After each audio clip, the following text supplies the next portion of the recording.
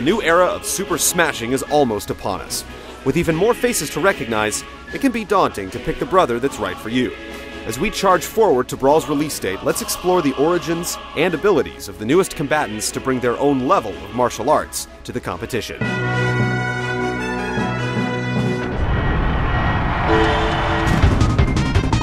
King DDD was introduced in Kirby's Dream Land in 1992 for the Game Boy.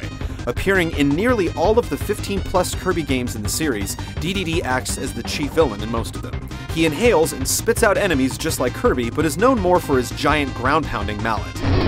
King DDD enters Brawl in the heavyweight class, alongside Bowser and Donkey Kong.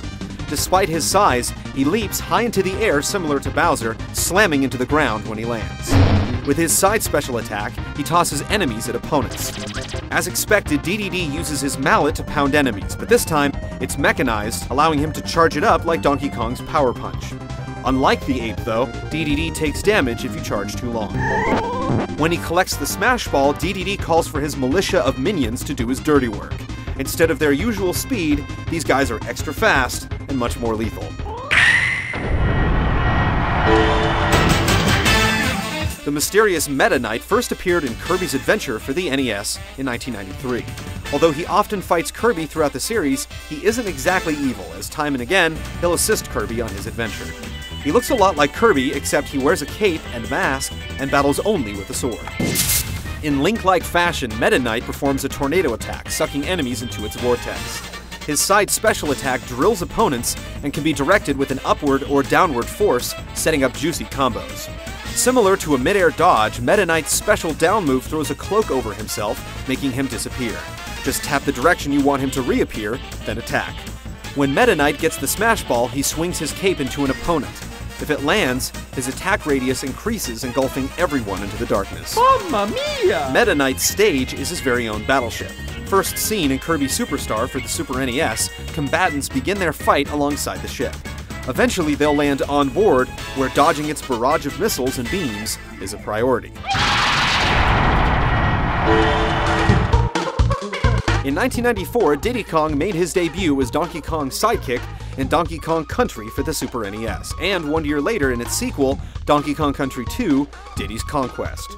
Since then, he starred in the very successful Diddy Kong Racing on the N64 and several Mario sports games. As expected, Diddy borrows many of his moves from his previous games. His classic Donkey Kong Country cartwheel is back, as well as his rocket barrel boost from Donkey Kong 64. This time, though, he has a peanut pop gun. It can be charged up, and sometimes the peanut shells explode to reveal edible peanuts to restore health. If Diddy snatches the Smash Ball, he becomes a dual pop gun wielding Rocketeer, hovering above everyone else firing below. His new stage, which could also be Donkey Kong's as well, takes cues from Jungle Beat on the GameCube. Similar to Icicle Mountain in Melee, Rumble Falls constantly scrolls upward as you climb to avoid death from below. The Pokémon Trainer was first introduced in the US in the first Pokémon game for the Game Boy in 1998. In charge of raising, collecting, and battling hundreds of Pokémon, the trainer, who later received the name Ash Ketchum in the TV cartoon series, has found his way into over 25 games. Bearing a similar look to Ash, the Pokémon trainer in Brawl takes control of 3 Pokémons during battle: Charizard, Squirtle, and Ivysaur.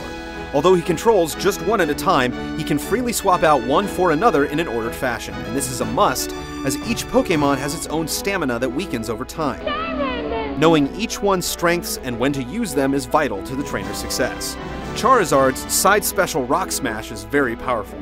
Squirtle's water-spitting ways are a specialty, and Ivysaur's Vine Whip is ideal for getting back on the stage. As predicted, the Pokémon Trainer's final smash has all 3 Pokémon combining forces to unleash a triple finish on anyone within their vicinity. The trainer gets its own upgraded stage in Pokémon Stadium 2. The terrain frequently changes like in Melee, but now into an ice and flying stage. The latter features powered fans, decreasing everyone's gravity as they fight in midair.